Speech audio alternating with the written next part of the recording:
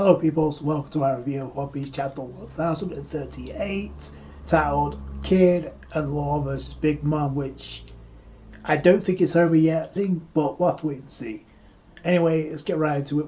We've got another volume in the German 66 cover story, and like we thought, it shifts over to Niji and Yonji. However, Oda throws a curveball. We see them in Cocoa Island or Chocolate Town, and we've come to find out they're captured in the book. So I guess Big Mom's Soul Focus worked, because when we went to Whole Cake Island, we saw Big Mom had a book with different species pinned to it, and we see Yonji and Niji in the same way. Also, you see Oven and Charlotte Pudding, which is pretty surprising. I thought Pudding would be locked up because she failed to kill Sanji at the tea party, but I guess Pudding might do something to get them out because of her affection for Sanji.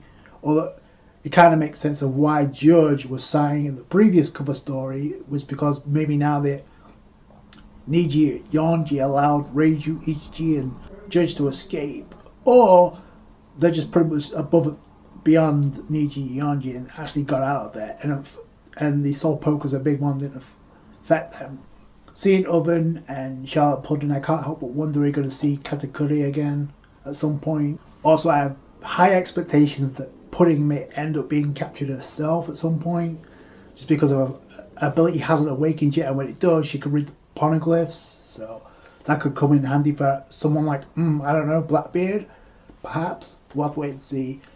Anyway, have the epic showdown between Raizo and Fukurakuju, who are continuously both using paralysis in a stalemate. This time it's turning into a burning stalemate because both of them are catching fire.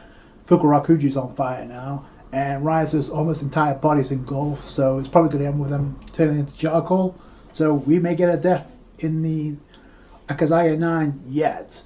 We go from that plot point to another where the roof is about to collapse, and I'm wondering if that's because of Kaido's attack in the previous chapter. Also, I kind of figured it would shift elsewhere besides focusing on Luffy versus Kaido. Like I said, Oda focused on the part he wanted to get to, because when we get back to that part, he's either going to introduce the Kaido flashback, because I think we're well overdue at this point, or a major development is going to take place. Also, I kind of find it ironic that we didn't get to see Tsunisha and the warships being dismantled in this chapter. Anyway, the ceiling is about to collapse, but in comes Jinbei with one hand, saving the samurai, so that's pretty cool. And he's kind of wondering why the place is catching on fire so quickly. It's obviously due to the spirit of Kanjuro that's been going around. After that, it was Big Mom going on a rampage, because in the next page we literally see people trying to run away. In this scene we get to see Chopper, Miyagi, and Tristan again. Chopper is restored back to his original forms, and they're bringing up the whole point of Sanji getting the super recovery, obviously having the side effects, and because Zoro's body was already weakened before, side effects could be even worse. So this could be a thriller block leading into the Sabaody Archipelago 2.0 vibes again, where Zoro gets injuries from the previous arc and it carries over to the next. Possibly. That could be a way of nerfing Zoro. It's kind of funny, we have like Chopper saying, Zoro, please don't die on us. Immediately in the next panel, a Grim Reaper with Zoro, literally symbolizing death, so that's not a good omen. But I don't think Zoro's dying yet. In fact, actually, it could be a chance that could be Brook, just because of his face gets revealed. But then that kind of raises the question is, why is Brook dressed around like that, and how the hell did he get a scythe all of a sudden? Then again, it could have something to do with Cypher Paul still being on Onigashima. Is Robin also under that disguise as well? Because Brook is nowhere near that tall, and he does have Brook's face. That could be a disguise to get away from the Cypher Paul, because we still find out that it's still there. We see Frankie trying to find Zoro.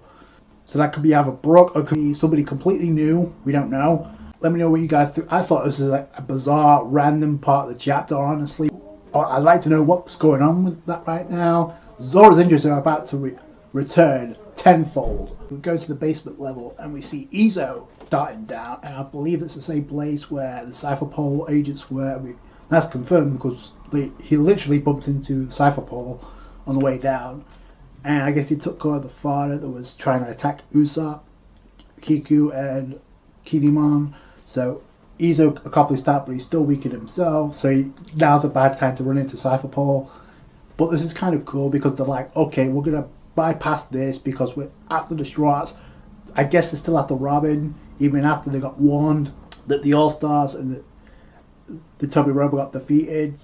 They're gonna walk right past him, but Izo's like, stop at the last minute, don't go anywhere, KO it. Or this could be an opportunity for Drake to come back into the picture, because there's been a lot of people that saying actually activate his awakening as a Zoan, and because I think Kaido will do the same. People seem to think that Kaido will eventually use his awakening as a Zoan, so maybe X-Drake will do the same and come back into the picture and actually deal with them, or maybe not. Or maybe this could lead into something else I'll be pushing for, because it makes just as much sense, and that's Who's Who coming back into the picture. Maybe as an awakening, he is a saber-toothed tiger Zoan type, so it would make sense if he would become an awakening. He has beef with the world government. We'll have to wait and see how that plays out. Anyway, we go to the MVP of Wano Act 3 and possibly Wano in general, in Yamato, who's on the collision course with the Spirit, the Conjurer, and so that thing's about to go up like a fireworks display, literally, because we see gunpowder there, and the Spirit is starting straight down to it. So Yamato actually uses a breath blast to actually shield the gunpowder so the Spirit can't get to it, and then she comes in base mode because she switches from hybrid form to a base, smashes it with Mahobra. It looks like the fires go right past it, so that could be a problem, and Yamato's like trying to block it. So, but we know Usopp's also heading to that direction, so he could play a role. Either way, we go to the main event, the live floor, where Big Mom is going on a rampage, or had been going on a rampage. Respective crew members of Kid and Law trying to beg Big Mom not to finish them off because they're pretty much they're done. Although we can kind of see Law's eyes are not wide open like Kid. Big Mom is like, Mama, Mama. I guess using her awakening just overpowered Kid and Law. That's why we haven't seen anything since then, is because Big Mom's going on a rampage. Anyway, we see Law and we see Kid. Kid looking very reminiscent to how Luffy looked at the first time Kaido KO'd him. Law's obviously playing possum because you can see his eyes shaded, so that's can you tell that he's not KO'd. Big Mom's on about Luffy versus Kaido and the fact that Kaido hasn't yelled his battle cry yet, like the battle isn't over yet. Little does she know, Kaido and Luffy are this much closer to respecting one another, so I don't think Kaido would allow anyone to interfere, even if Big Mom had made it to the rooftop. And she also mentions like she's beat, she's exhausted, so that's a shout out to Kid and Law for using their awakening as much as they have. I guess they spammed it. Could be an opportunity for the anime to expand upon that, upon other things. She's like, Hera, take me to the roof. Out of nowhere, Law's like, Kroom, and then boom, stabs right in the throat. Only this time Big Mom actually gets her arm in the way with Napoleon, and I guess Law does the same thing he did last time with the homies and actually changed the properties, because immediately Kid uses Pell magnetism to like attract them turn them into a huge ass iron ball, which is pretty cool. You see the homies being pulled in for a second time, and I think it was last time it was Prometheus that was magnetic, right? That Law changed. This time it's all the homies that he changed because he lost that Big Mom with. And then Kid uses his ability to create, like I said, an iron ball, a steel ball, Punk Corner DR, which is pretty cool. It nails Big Mom, and we don't get to see if that finished the job. I highly doubt it, just because the last time this happened, it didn't work, and Big Mom busted out there and got even stronger. And also, just because of the dialogue of the both, like, you're not, even if I don't care if it kills me, you're not reaching that roof, so why would they say that if Big Mom was taken down? Oda's getting to the part where he needs to get to when he focuses on next, because I feel like Oda has to wrap up the Fukurakuju versus Raizo stuff first, and this fight needs to end second to last, Law and Kid versus Big Mom. So maybe that's why Oda decided to focus this chapter on more of Kid versus Law, and why we haven't seen anything since 130. And we haven't seen Zunisha, so we could actually go to that next. Or if he has to cut away from last chapter and actually come back to it, it could reveal whether or not there's If we see Tsunisha KO'd, then there's a good chance it could have it be Rob Lucci on one of those warships or an admiral.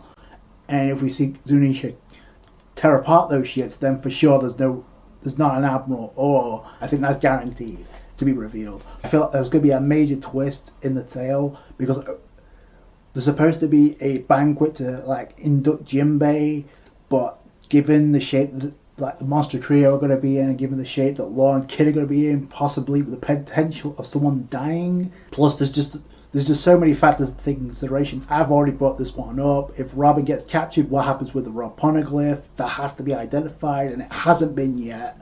Regardless of the outcome, the next time we see Kid and Law and Big Mom duke it out, it should wrap up that fight, considering the pace and the Oda's going in right now. The last chapter we saw Luffy and Kaido. This chapter we got to see Kid and Law versus Big Mom, or what's left of it. Anyway, those are my thoughts. Please tell me else in the comments below. That's going to do it for you guys. Thanks so much for watching. Like the review if you did a thumbs up. I appreciate that. Subscribe to the channel for more One Piece. Catch you guys later. Thanks guys. Bye.